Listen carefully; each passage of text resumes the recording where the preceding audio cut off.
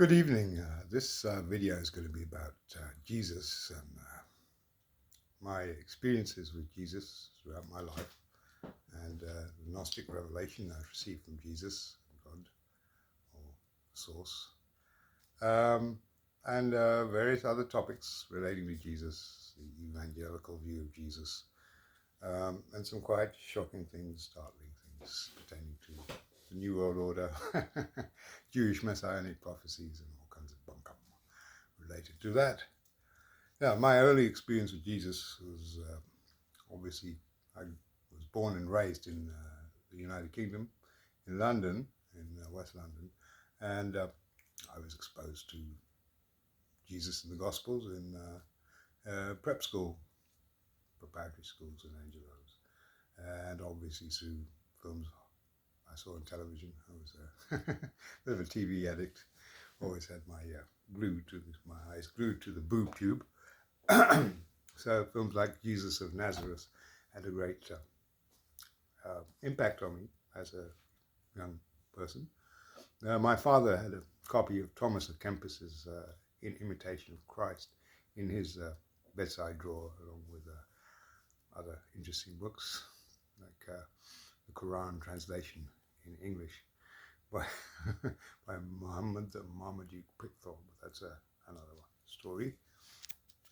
I've never brought up Christian. I was brought up Sunni Muslim, but exposed to Christianity and a great admirer of Christ.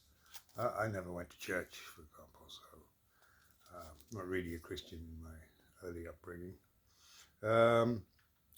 But what really sparked my interest in Jesus was the Observer magazine had a front cover with the Shroud of Turin, research by the STURP team, which was in 1976. And I was rather exultant, over the moon, to see that Jesus' existence had been validated scientifically. And I thoroughly believed that that was the face of Jesus. And it was decried later as a hoax, and turns out that the people who want to debunk Jesus or say that he never existed paid a rival research team from Oxford University £1 million to debunk the Turin Shroud. But I think that the Shroud of Turin is the single most important artifact that proves, in my opinion, beyond any doubt, the historicity of Jesus. And I hope I'm audible, by the way. So a number of people said in the comments of earlier videos that they couldn't hear me speak. I hope this is a bit better. Anyway, that was I was not yet a teenager, and well, my own research into Shroud of Turin. I've seen a number of very good documentaries on the Shroud of Turin and its history, and documented scientific research, and left no room for doubt in my mind that that was the burial shroud of Jesus. And I'll leave some of the links in the description box about the Shroud of Turin, some great documentaries, and you can decide for yourself. I used the shroud actually as a meditation aid after I saw one of the documentaries. He is the face of the invisible God. A French lady, elderly lady called Beatrice Gaspereau, had made a copy of the face, blown up, and hung it on her kitchen wall. And she said it gave her solace. It was like looking at Jesus himself. And she felt someone she could trust, who wouldn't judge her. And it made me think that might be an interesting experiment to use it as a meditational aid. And I had some really very interesting experiences. She called it a portal of grace. And my experience of meditating on it indeed showed that tremendous peace came upon me when I just downloaded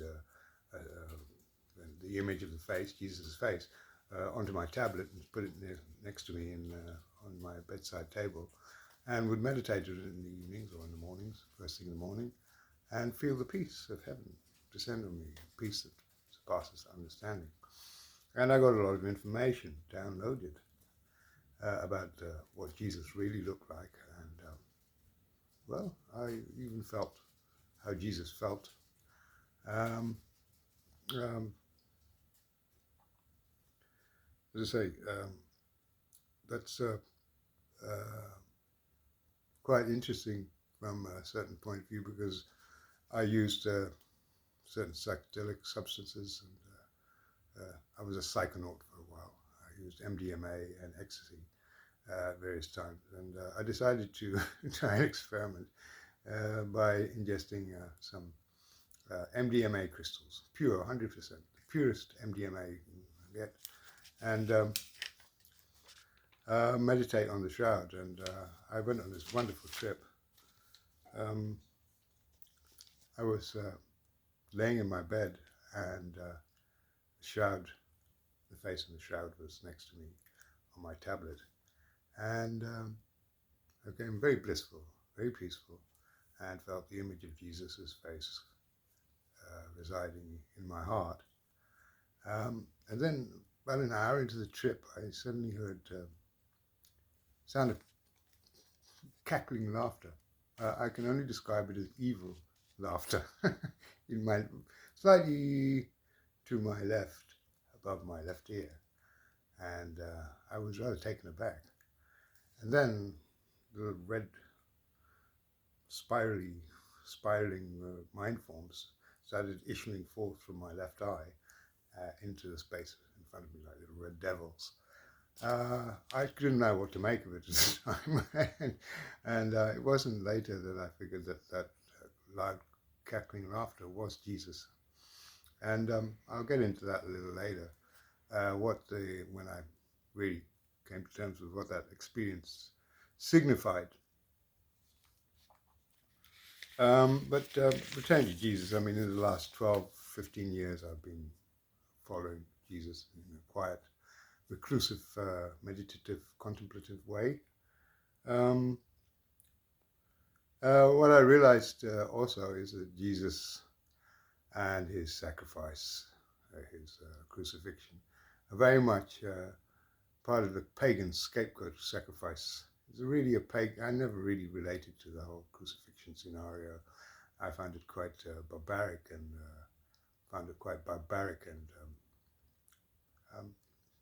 I didn't see the necessity of it, a peculiarly Western Abrahamic invention.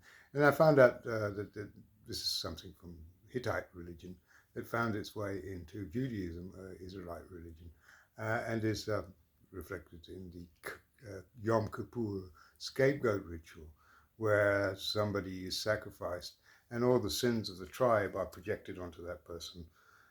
And once that person's gone, the tribe has been relieved of all their karma, all their sins. And I don't really think that's a very nice thing to do, to be honest. Anyway, that's my take on that. I also learnt the Aramaic Lord's Prayer in Aramaic, and I used to recite that daily. Abunde Boshmaya, Nefkadash Mach, Tete Mulkutach, Nehues Yanach. And so it goes on. Anyone can learn that. I'll leave the link in the description box. But the experience with the shroud, which other than that, I never had any negative experiences with this. And it wasn't negative, but it was rather shocking. Gave me the idea that what I was being shown is the dual nature of man, the one half angel and one half devil. That's how I integrated this information. The left side, which is the left eye, from which the devils came, is the feminine side, the dark side, and the right-hand side is the masculine side, or the angelic side. And that's a very interesting correlation here, because the right-hand side of the body is wired, it's cross-wired with the left brain, which is traditionally seen as masculine, to do with intellect, will, reason, free will, while the left-hand side is wired to the right brain, which is to do with intuition, dreaming, visions, and all that kind of thing. Mediumship. So in Latin, the word for left is sinister. Feminine side, your left side, sinister. And the right-hand side is dexter. So that's an interesting thing. Another thing that struck me when looking at the shroud was how the left eye seemed to be somewhat depressed inwards. And that made me, it gave me the intuition that perhaps this has something to do with Vril droning, which I mentioned in an earlier video on monadic self-realization, where an alien parasite, a reptilian parasite, is introduced into one of the eyes. Something that was done with kings, Egyptian kings, which is where you have the Uraeus. Who knows? Just a theory. In my late teens, I turned my back on Jesus to follow Buddha because I got fed up of suffering. I mean, I was going through one crisis after the other, and didn't seem to get any solace from Jesus or help.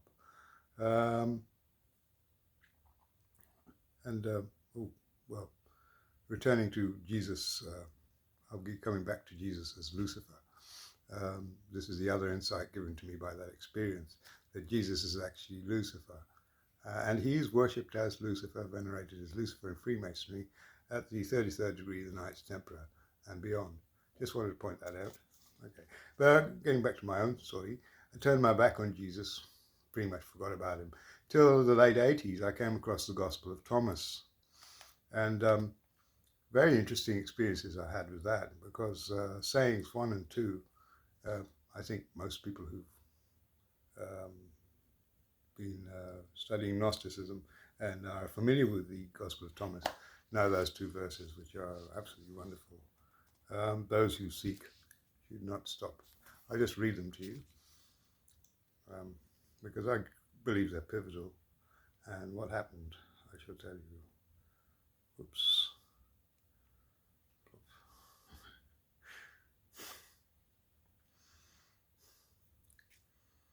Where were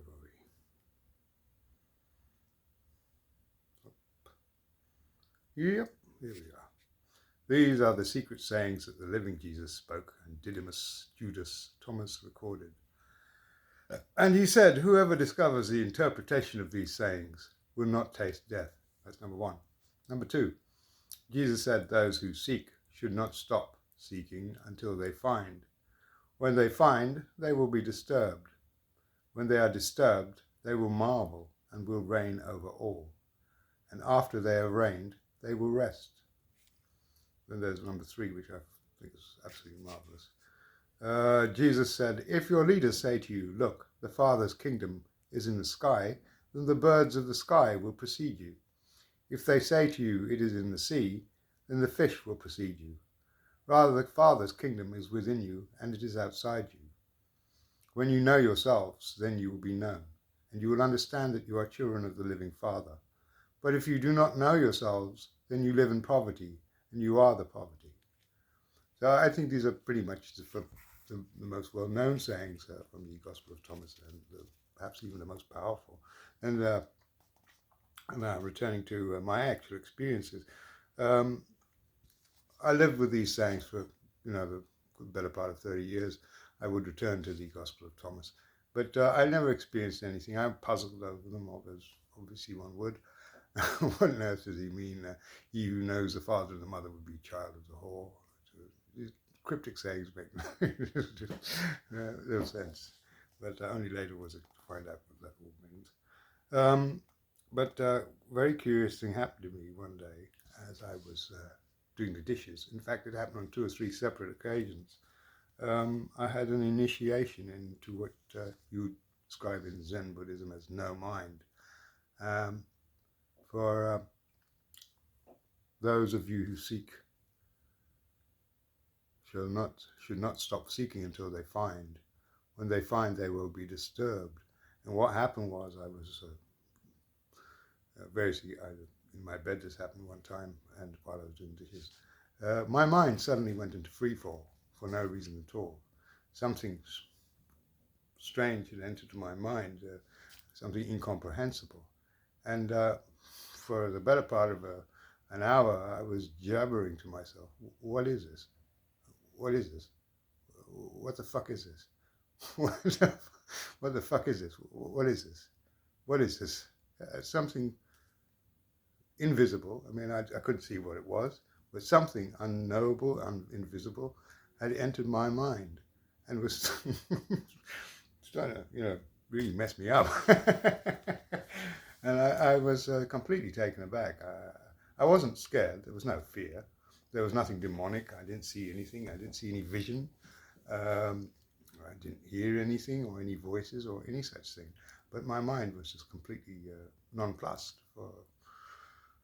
I was something and disturbed. I was bothered. Really, what is this? This is something. What is this? What am I looking at? What's going on? And this went on for about half an hour, and finally the experience departed just as quickly as it came, just as unexpectedly as it came. I suppose you'd call that no mind, an experience of no mind, and it came uninvited. And so I consider that an initiation by Jesus or the Spirit. And well, I was very pleasantly surprised after all these years, having turned my back on the mainstream Jesus, to come across the Gospel of Thomas, and all these, teachings seem to be directly in line with Buddhist teachings and non-dual teachings, which I had been familiarizing myself with in the period of the late 80s. In fact, I'd undergone an awakening with my first spiritual teacher, Barry Long, who was a tremendously great influence on me and a realized master. That was in 1986. And I departed for Amsterdam. I left a good, well-paying banking job in the city of London to follow my passion. I played music to keep myself alive. I busked and played in various groups. So there we go. So, my mind went into free fall, and I imagine that's what I could best compare it with what happens to people who see a UFO for the first time. They're looking at something and they're absolutely flabbergasted. What is that? What is that?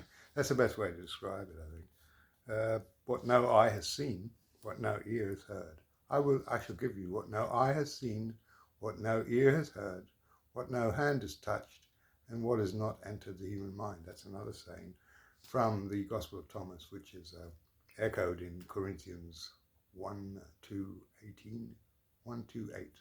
Sorry. Anyway, so what is he giving you? Something that cannot be seen. Is not an object for the senses. Cannot be heard. It's not an object for the mind. It's not a mental object. So it wouldn't be a vision of heaven, as in pearly gates, angels, and God sitting on a throne. That's an object of perception. So the mind hasn't conceived of this, which Jesus is offering you. So it can't be the vision of heaven that evangelicals and other mystical experiences experience. It's something beyond the mind. It can't be an object of perception. It's like the eye can't see itself. It's in the Kena Upanishad, which is an Indian spiritual treatise. The eye cannot see itself, it can't. The observer can't see himself. What I'm saying is that this was an initiation into the kingdom of heaven. It's not an object, it's not a visual object, it's not a perceptual object, and it's not a mental object. In Judaism, it's called the world to come, and they also describe it like this. Olam haba, can't be seen with the eye, but yet the merit is immeasurable. That's what Jews believe in. It's a similar concept to the kingdom of heaven. So that was a taste of the kingdom. And there's another thing that happened after that. Jesus himself merged with me, he became one with me. And that's another beautiful saying in the Gospel of Thomas. Where is it? Oh, yeah. Saying number 108. Oh, yeah. He who drinks from my mouth will become like me. As for me, I will become what he is, and what is hidden will be revealed to him. And well, looks like that's what happened after that. And I got to know Jesus as a part, as not separate from myself. I use the aphorism I made is Jesus loves me, with an apostrophe between the E and the S. Jesus' love is me. So, well, I can tell you he speaks to me in English. I'm surprised he doesn't speak Aramaic. But that is Jesus, and that's part of me now. And I presume anyone who's initiated into this mystery will become one with Jesus. I know it's Jesus. He's a tremendous sense of humor, and you know, he's always joking. Sometimes the jokes are at your expense. He's a bit of a prankster. Okay, and we are one now. So whatever that means, I don't know. Most people won't believe it. I don't really care, because to me it's neither here nor there. It's just a fact. But anyway, presumably that's the fruit of you get to be one with Jesus. And you know, a lot of his secrets are cryptic. Jesus' teachings, parables, cryptic, and it's a bit like a jigsaw puzzle. You get little pieces here and another piece here, another piece here, and you have to trust your heart, your intuition, and your gut, and eventually you see the bigger picture. That's basically my experiences with Jesus. It's very simple. Contrast to Jesus with the church. Well, I can say I'm glad to say there are many more mystics, Gnostic mystics. Today I came across a marvelous chap called Friar Sean O'Lowry. I hope I said that right. Lauer. Sean O'Lowry. I recommend you checking him out. I'll leave a link to one of his interviews, and it's obvious he's also a Gnostic. He's familiar with the teachings of the Gospel of Thomas, and a lot of the things he was saying were identical to the things I've been shown. So I can recommend seeking the path to the Gnostic Jesus, or the Gnostic teachings of Jesus, and you get really empowered. Tremendous watching a fellow Gnostic who is also familiar with Meister Eckhart, and you know, you can exercise your critical thinking and ask questions, and they're answered. So direct contact with Jesus is probably desirable for most people. Coming back to the mainstream Jesus of the church contrast, Jesus was a Jew, and you could say he was a proto-Zionist, because in a couple of places in the New Testament he stated he came only for the children of Israel. Matthew 15:26 and John 4:22, he rebuked the Samaritan woman by the well, saying, "Don't you know, woman, that salvation comes only through the Jews?" And what I see happening at the moment is it's quite obvious that Jesus is being used by certain political elements, Orthodox rabbis, to push for the fulfillment of Jewish Messianic prophecies. And this is all time-bound. It's all about eschatology and events that will happen in the future, following a timeline. And what I just told you is that the kingdom of heaven is beyond space and time. It's in a timeless zone. There's no time there whatsoever, and it's incomprehensible. There's no time, but it's great, So all this stuff about Jesus coming back, Jesus is here now, and you've got to realize that for yourself. And the best way to do that is in seclusion. You can't go watching one video after another, getting all worked up. You're just adding fuel to the fire of this false Jesus, this fake Jesus of the Revelation cult. And it's been hijacked by the Orthodox rabbis. They know how to play Christians for fools. And their prophecies about their Messiah, Jesus, is just, a tool for them. And they're just hedging their bets. Maybe Jesus comes, they'll just adopt him and say he's a Jewish Messiah and he came to destroy the Gentiles. It's not a pretty picture. The Jewish Messianic prophecies are completely different, and Jesus doesn't really fit the bill for the Jewish Messiah. And there were a number of Jewish Messiahs after Jesus who all failed. They're all failed Messiahs, in fact. They failed to fulfill Jewish Messianic prophecies, which are stipulated in quite some detail in the Talmud, the Babylonian Talmud. The Messiah will come and wage war on the Gentiles, war of Gog and Magog, rebuild the third temple, repatriate all the Jews to Palestine, to Israel. And they created the state of Israel, all through artifice, in order to make these Messianic fantasies of this arrive through fair means or foul. And, well, there we go. Basically, I'm telling you, the kingdom of heaven is a mind-blowing experience. My mind was blown, and later, around 2021, I was just blown away completely. Blown away, nirvana, snuffed out. And that's the experience of no self, which very few mystics have actually experienced. I can name two, and both of them weren't Catholics. Bernadette Roberts, she wrote a book called The Path to No Self.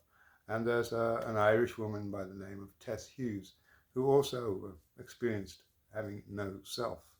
And that's, part and parcel of the requisite of realizing the kingdom of heaven, your self dissolved, which I described earlier in my first video, self-realization, enlightenment, self-realization, what it is and what it isn't,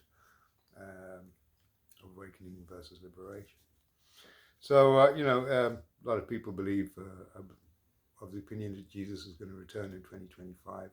Freemasons, Illuminati, the cult that runs the world, the satanic cult, they believe Jesus is Lucifer. That's, above the 33rd degree. So I already mentioned that in connection with the Shroud experience I had. And the Jewish prophecies are not about Jesus returning. And the Jewish Messiah, well, there's a few candidates. They're waiting he has to arrive within a certain window of time, which corresponds roughly with the Agenda 2030 timeline. So it's all connected, NWO and the coming of the Jewish Messiah and all this Israel stuff, horror. This is known as the birth pangs of the Messiah in Judaism, Chevlei Mashiach. So all these horrible events have to come, so Messiah can come and he will rule the world from Jerusalem. In fact, the book of Revelation is also, I believe, a hoax created by Cerinthus. He was an enemy of the Apostle John. And I'll leave a video for you to look at that, because basically that's a Judaicization. Well, the book of Revelation wasn't written by the Apostle John, but the Judaicization of the message of Jesus, an earthly kingdom of 1,000 years for the 10 tribes of Israel, 144,000 chosen ones from the 10 tribes of Israel. So Christians are being duped and deluded if they believe in that whole bunch of misery. The Illuminati Jewish cult, which is satanic, and that's really what's happening on planet Earth. Most people are not aware of.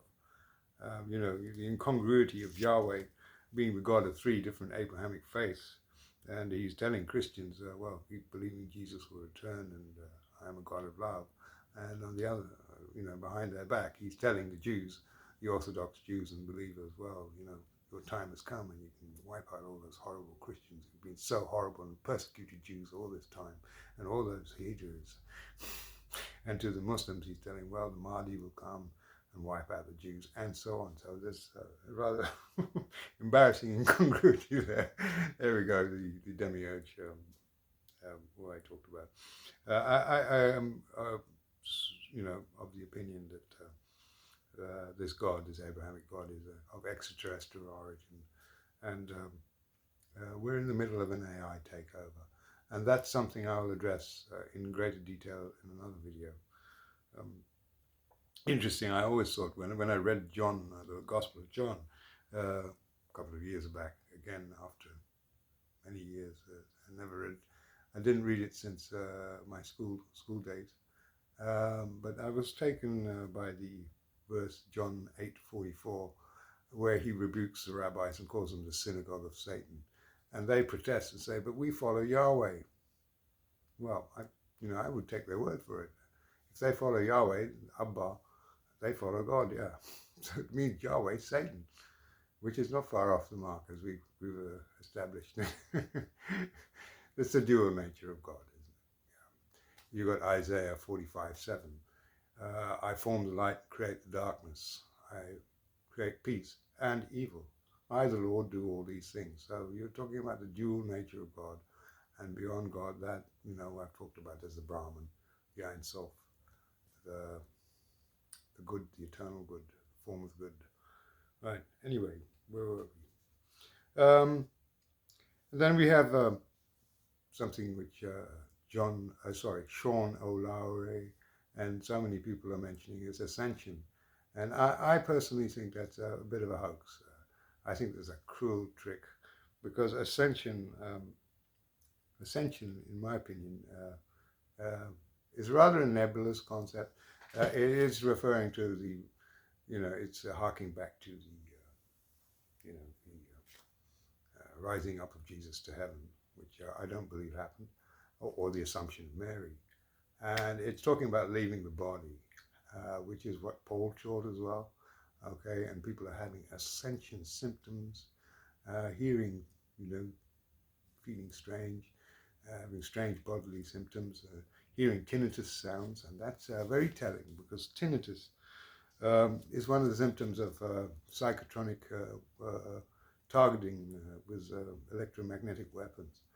So it could just be that these spiritual experiences that so many people are having on a worldwide scale might be the result of targeting with satellites and AI.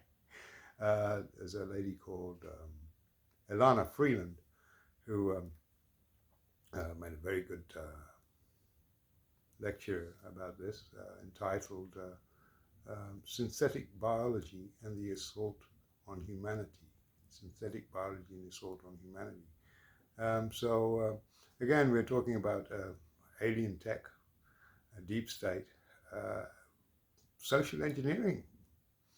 And as I said, these Elohim are more than likely extraterrestrials, and I'll get into that connection as we go further.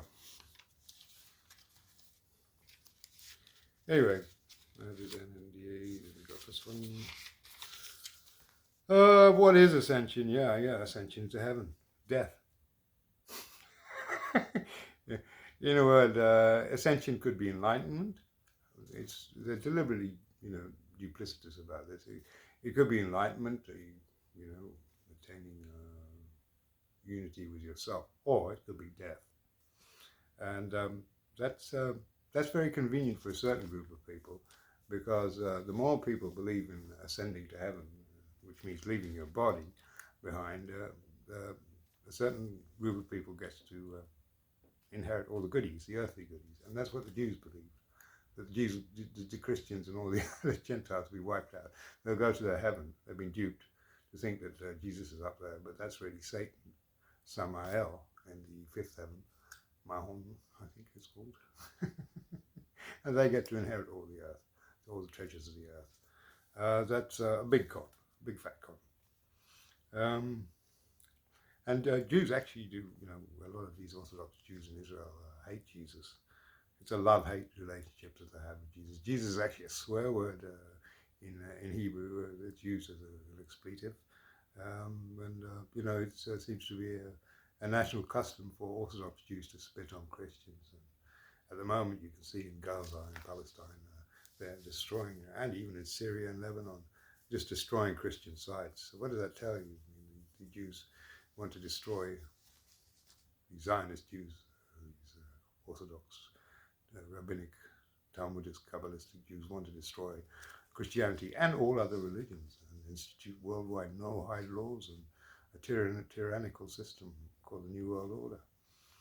And this brings me to the current Messiah claimants who are still hiding the wings. But I don't know what their plan exactly is, but it's very clear to me that they are the ones who consider themselves the appointed messiahs. That's the Rothschilds. And they're descendants of Shabbatai Tzvi, I found out, who is a false messiah, quote unquote, because they were actually all false, seen from a eschatological perspective. But what is a messiah? I mean, you know, Mashiach means anointed. Yeah, it really does pertain to Jewish prophecy, leading the Jewish people to salvation, and the rest of the world. Bugger off, you know. And as I said in an earlier video, this is from Zoroastrian concept of the Saoshyant, which has connections with the Hindu concept of the avatar, the incarnation of God who comes to earth to clear out all the evil ones and bring a golden age. Anyway, I've gone into Shabbatai Tzvi on my Instagram page, and it appears that he was a Jewish Messiah from Turkey who declared himself Messiah in 1666 and was known for his antinomianism. That means he'd do the opposite of what was written in the Jewish Talmud and the Torah. He would break Jewish dietary laws and all the commandments, and in the idea being that he could come closer to God or become God, or they could become God, they could transcend the mundane, which is an idea which is very similar to the Shaivite tantric sect, Tantra. Certain sects of left-hand path Tantra would do precisely that, is break the laws of religious Vedic religion, mainstream religion, eat and drink and fornicate, even perform ritual sacrifice of human sacrifice. And that's what the cult known as the Frankists did. They were an offshoot of the Sabbatean Frankists. And that's the cult that rules the world. I mean, they broke every single law in Judaism, and in order to expedite the coming of the Messiah. That's the belief that their belief is that the Messiah will come when all are innocent or all are guilty. That's from the Talmud, Sanhedrin 98a. Son of David will come when all are innocent or all are guilty. So the best and quickest way to get the Messiah to arrive, to return, or to arrive, is to get everyone to be bad. That's why you're seeing all the evil in the world. That's what they really believe. It's batshit crazy, but that's when, pish comes to shove. But what it all boils down to is bring on the Messiah through underhand and completely mad, crazy, committing acts of evil. And believe it or not, that's what they believe. Well, there we go. And, for this information, I'm very grateful to Jewish historians like Christopher John Bjerknes, who I've also mentioned in an earlier video, Roberts.Tess, Henry Macau. I'll leave their links there. You can look at those. They've gone in depth into the Sabbatean movements, the Sabbatean Frankists, and the Shabbatai Tzvi. He was the only officially recognized Messiah in Judaism, but it was a tragedy or comedy. It's quite a farce because he converted to Islam after being threatened with execution by the Turkish Sultan, Mehmed IV. He declared himself Messiah in 1666 in Amsterdam, and he amassed a following of more than 1 million followers. He was also a musician, singer, a very charismatic presence. And he changed his name to Aziz Mehmet Effendi under duress in Turkey when he returned to Turkey. And most of his followers left him disgruntled. So that was, a big letdown for the Jews. They were planning on exterminating all the Gentiles. Now the Messiah had come, so maybe that was a good thing. He converted to Islam and his movement went underground. And it later produced Jacob Frank, who was the co-founder of the Illuminati with Meyer Amschel Rothschild and Adam Weishaupt. And believe it or not, I mean, there's no conspiracy. I've provided all the links, all the evidence on my Instagram page. You can peruse that at your leisure. So simultaneously with the New World Order and the World Economic Forum upheaval, of great social upheaval that's taking place, are these, is Mashiach madness, Mashiach fever, the Chabad Lubavitch cult, and Jesus fever. Christians think Jesus is going to return, and the Jews believe in the Mashiach, and some believe both are the same, Christian Zionists. Okay, well, we'll leave that as it is. That'll play itself out, I guess. Now, the other subject I want to touch upon is Pauline Christianity, and Paul, the Apostle Paul, Saul of Tarsus, his errors in misrepresenting Jesus' teachings. He was known to be jealous of the other apostles. He called them super apostles, and he wanted all the glory for himself and his particular sect. And he was a rival with, strongly experienced strong rivalry with Peter. He couldn't stand his guts, apparently, the Apostle Peter. And anyway, I never read his letters. I only ever read Acts at school. And only quite recently I read epistles like Ephesians, Corinthians, Romans, and I got the picture. And I could see exactly where he went wrong. And that's interesting because very much what I want to address is the ideas of resurrection and how Jesus' ideas of resurrection differed from Paul's. And for this, I'm very grateful to Professor Bart Ehrman, who done a great video. He's done some great videos about Jesus, what he really believed about the resurrection, the afterlife, and heaven and hell. And he makes it very clear, so you can check that. There's a link in the description box. And it's very much along the lines of the contemporaneous beliefs of Zoroastrianism, which were also adopted by the Pharisees, Parushaim from Parsi, which means Iranian. And what he believed was that the physical flesh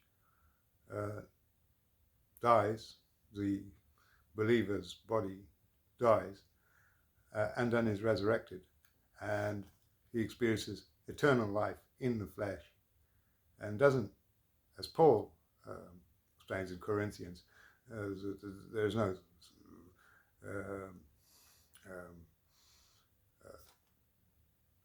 rising up of the spirit body so that it ascends to heaven. That's a Greek idea, and so Paul's ideas were not in accordance with those of Jesus. Jesus believed in a physical resurrection of the physical body, and that the believer, the person, would live on forever. And that's what he demonstrated with his own resurrection. And that paranormal event that took place, which is recorded on the Shroud of Turin, shows a massive influx of light, brought him back to life. He wasn't dead, by the way. He wasn't dead on the cross. He didn't die on the cross. His heart was still beating. The studies of the Shroud have shown that the blood that was found on the Shroud was that of somebody who was still alive. It was still fresh.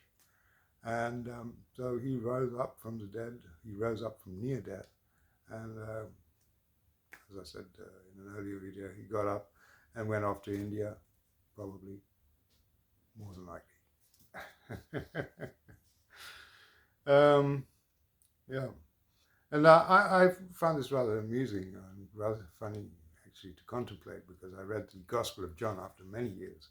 And John 5:28 5-29 describes the angel with the trumpet, sounding the trumpet on Judgment Day, and all the bodies of the believers, the righteous, would rise up out of their coffins, and they really believe this. I couldn't believe it. I mean, and I suppose quite a few Christians still believe it. Sort of Michael Jackson video, Thriller. They all rise up with zombie resurrection. I can't think of anything more absurd, quite honestly.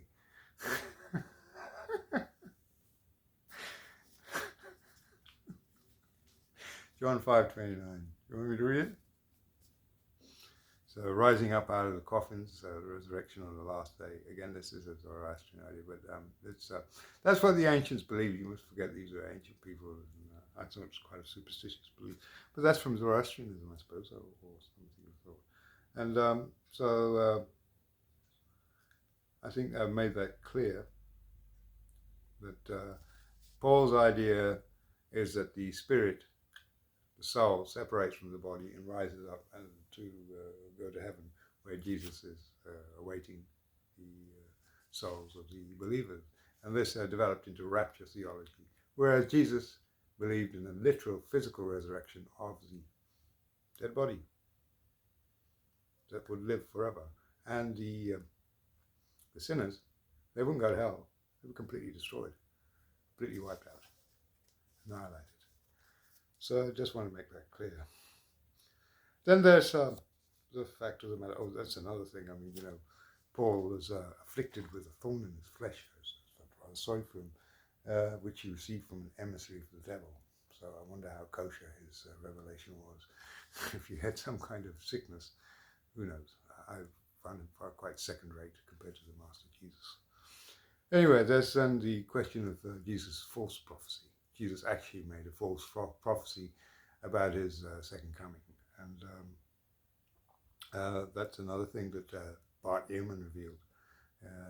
Jesus was an apocalypticist. He believed that the world would end in his lifetime and that of his apostles. And he made a very bold statement in Mark 9:1, Matthew 16:27, Matthew 24:30, that there are some of you gathered here today who will not taste death before they see the Son of Man coming on the clouds. And he didn't. And there's another interesting thing, because in Matthew 24:16, I think it was, he actually advised the Judeans to flee for the hills, to the hills, because the world was coming to the end. So that's proof to me that he believed the world was going to come to an end. And Apostle Paul and Peter sincerely believed, that he'd return in their lifetimes. It's obvious from their missives, their correspondences, that that's what they believed. Well, he didn't turn up at the appointed time. Maybe he was caused to make a false prophecy. In fact, that's very interesting, because I think his whole life was scripted by God and these Elohim, Archon,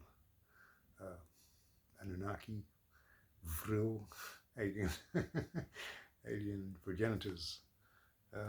Because, you know, it's interesting that there was something called the Gabriel Inscription.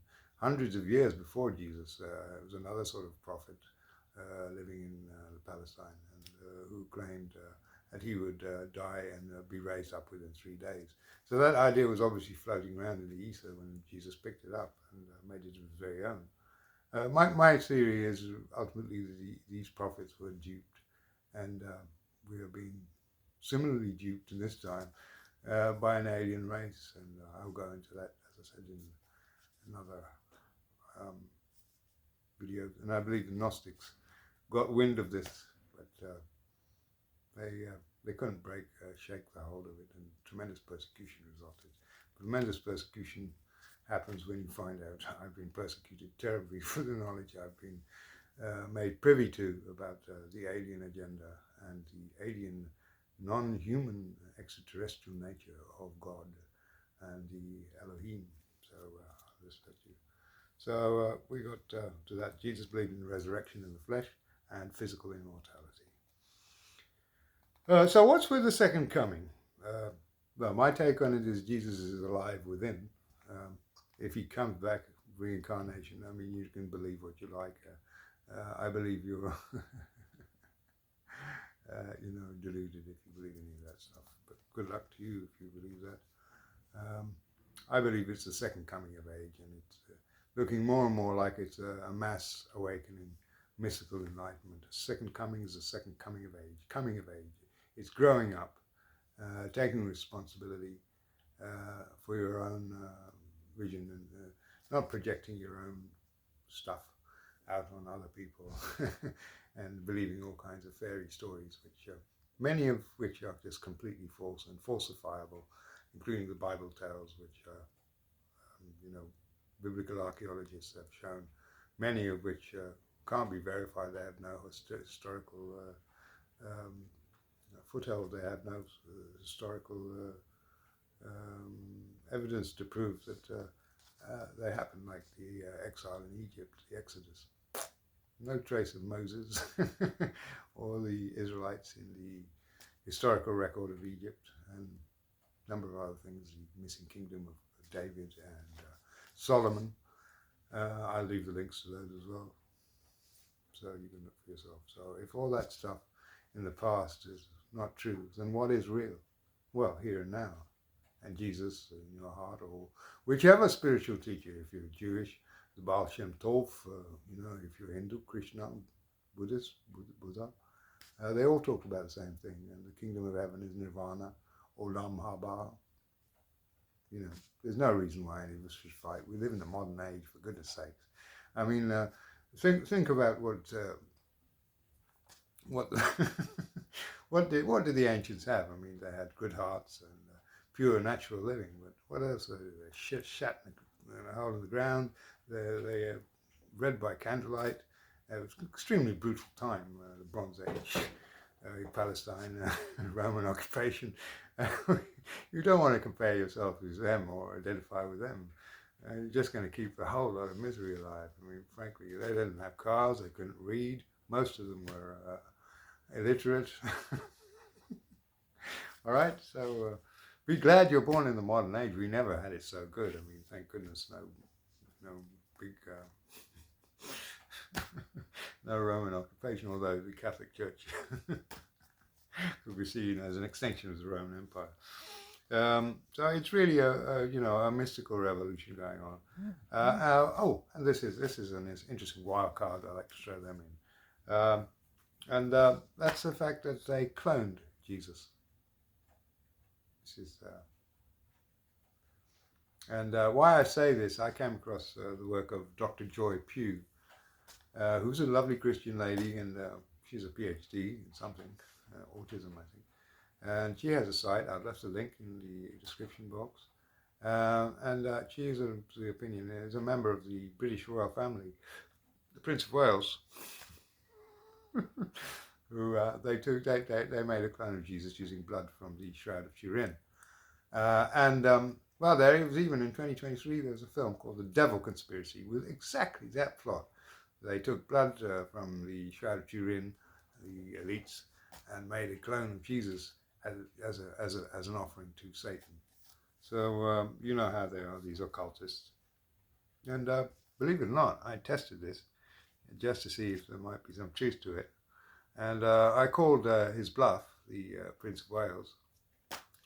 I sent him Instagram messages and tweets saying, look, are you aware that you're a clone of Jesus and that you're part of the biggest religious scam in history, potentially? And the way he replied, well, he didn't reply, obviously. He targeted me with a cyber attack. And to this day, I suffer debility in my right hand. It's not so strong as it used to be, and I play guitar. I'm a musician and a violinist, and definite impairment as a result of that. I've forgiven him, and I'm off the poor chap. He has a busy job, and he's part of the World Economic Forum and this whole Great Reset thing. Oh, Willie, and there might be something to it. I'll leave the link in the description box. Then there's David Meyer Rothschild, who looks like Jesus, and I call him the Christ of carbon tax. Who knows if he's, I intuit that he's also a clone. They took,